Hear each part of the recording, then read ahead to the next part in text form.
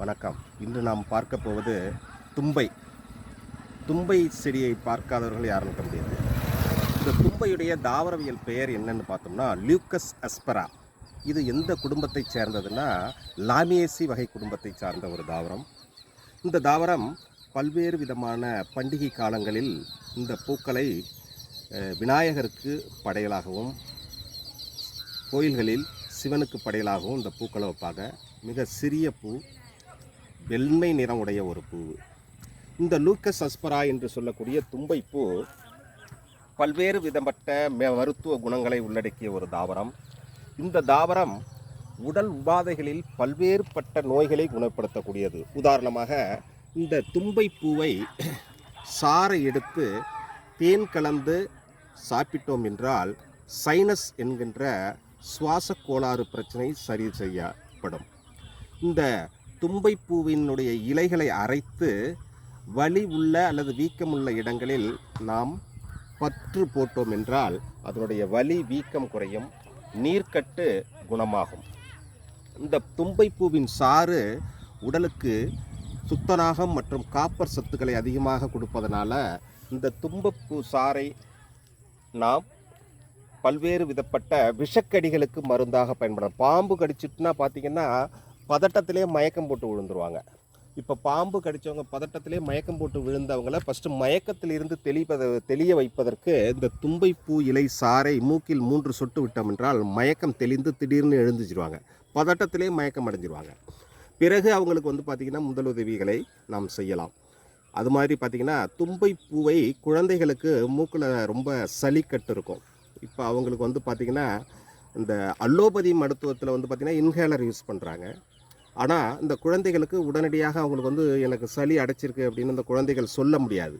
அப்போ சொல்ல முடியாத குழந்தைகளுக்கு, சிறு குழந்தைகளுக்கு என்ன பண்ணோம்னா இந்த தும்பை இலை சாறு 1 சொட்டு மூக்கினுடைய 2 துவாரங்களிலும் விட்டோம்னா அந்த நெஞ்சில் அடைச்சிக்கிட்டு இருக்கிற சளி வெளியில் வந்துடும். பெரியவர்களுக்கு பார்த்திங்கன்னா இந்த தும்பைப்பூ இலை சாறை ஒரு 5 அல்லது 6 சொட்டு 2 மூக்குகளுக்கும் இந்த துவாரங்களுக்கு விட்டோம்னா நெஞ்சில் அடைத்திருக்கிற சளி கட்டி கட்டியாக இருக்கும். அப்படி பார்த்திங்கன்னா மஞ்சள் நிறமாக கட்டி கட்டியாக இருக்கும்.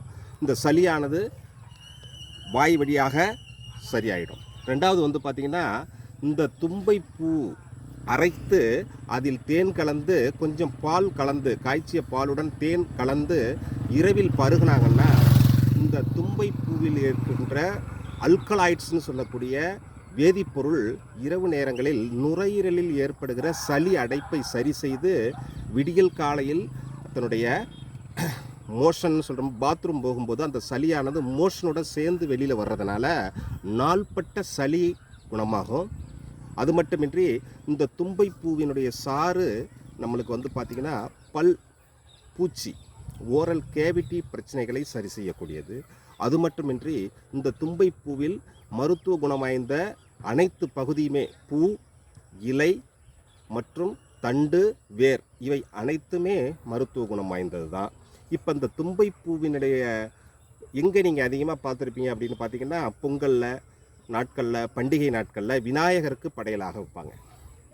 அப்போ கடவுளுக்கு படையலாக வைக்கிற பொருட்கள் பார்த்திங்கன்னா இந்த தல விருட்சம்னு சொல்லுவாங்க, கடவுளுடைய கோயில்களில் இருக்கும். ஆனால் இந்த தும்பைப்பூ பார்த்திங்கன்னா இன்று வரை ஒரு வைல்டு தாவரம். யாரும் அதனுடைய விதைகளை போட்டு வளர்க்க முடியாத ஒரு தாவரம். தானாகவே வளர்ந்து மக்களுக்கு நன்மை செய்யக்கூடிய தாவரமாக இது பயன்படுகிறது. அப்போ இந்த தாவரத்தை நம்ம எங்கேயுமே பார்த்திங்கன்னா விதைகள் போடுறதே இல்லை. அந்த பூக்களை பறிக்கிறோம், தேவை இருக்கும்போது பயன்படுத்துகிறோம். ஆகையினால இப்படிப்பட்ட மருத்துவ குணம் வாய்ந்த இயற்கையிலேயே வளரக்கூடிய தும்பைப்பூ அரிய அற்புதமான சைனஸ், சளி தொந்தரவு, நுரையீரல் பிரச்சனை, மூட்டு வீக்கம், கைகால் குடைச்சல், அதுக்கப்புறம் பார்த்திங்கன்னா சதை வீக்கம், அதுக்கப்புறம் பார்த்திங்கன்னா மூச்சு திணறல். சில பேருக்கு பார்த்திங்கன்னா மூச்சு திணறல் ஏற்படும். அப்படியே சாதாரணமாக இருப்பாங்க, அப்படியே பார்த்திங்கன்னா மூச்சு விட முடியாது, அப்படியே பயந்துருவாங்க. ஐயோ ஹார்ட் அட்டாக்கா அப்படின்னு சொல்லிட்டு பயந்துருவாங்க. அந்த மாதிரி மூச்சு திணறல் உள்ளவங்களுக்கு தும்பைப்பூவுடன் பசும்பால் சேர்த்து காய்ச்சி அவங்க பருகினாங்கன்னா மூச்சு திணறல் குணமாகும். அது மட்டும் இல்லாமல் சில பேருக்கு பார்த்திங்கன்னா இருமல் வரும், இருமலோட ரத்தம் கலந்து வரும். அப்படியே உடனே பயந்துருவாங்க, ஆஹா ரத்தம் வருது, அப்போ ஏதோ ரத்த குழாயில் நமக்கு அடைப்பு அப்படின்னு சொல்லிட்டு பயங்கரமான பதட்டம் அடைஞ்சிருவாங்க அவங்க. இப்போ இருமும்போது சளியுடன் சேர்ந்து ரத்தம் கசிவு வந்தால் அது பார்த்திங்கன்னா இரத்த நாளங்களுடைய கசிவு உள்ள ஏற்படும். அது சாதாரண ஒரு பிரச்சனை. இது எதனால உடல் சூட்டுனால ஏற்பட்டு அது வந்து பார்த்திங்கன்னா சுவாச குழலில் பிரச்சனைகள் ஏற்படும். அப்போ அவங்க என்ன பண்ணோம்னா இந்த தும்பைப்பூ ரசம் வைத்து சாப்பிடலாம். தும்பைப்பூனுடைய இலை, பூ, சிறு தண்டு இதை மூன்றையும் நன்கு கொதிக்க வச்சு டிகாஷன் பண்ணி ரசம் வைத்து சாப்பிட்றதுனால இவர்களுக்கு சளியுடன் கூடிய இரத்தப்போக்கு இருமும் பொழுதோ அல்லது துப்பும் பொழுதோ ஏற்படுகிற இந்த இரத்தப்போக்கானது குணமாயிடும். ஆகையினால தும்பைப்பூவை பயன்படுத்துவோம். எண்ணற்ற மருத்துவ குணங்களை பயன்படுத்தி நாம் பலன் பெறுவோம். நன்றி, வணக்கம்.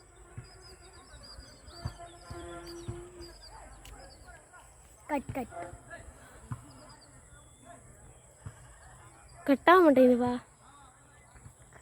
அப்போ நீ எடுக்கவே இல்லை. நீ எடுக்க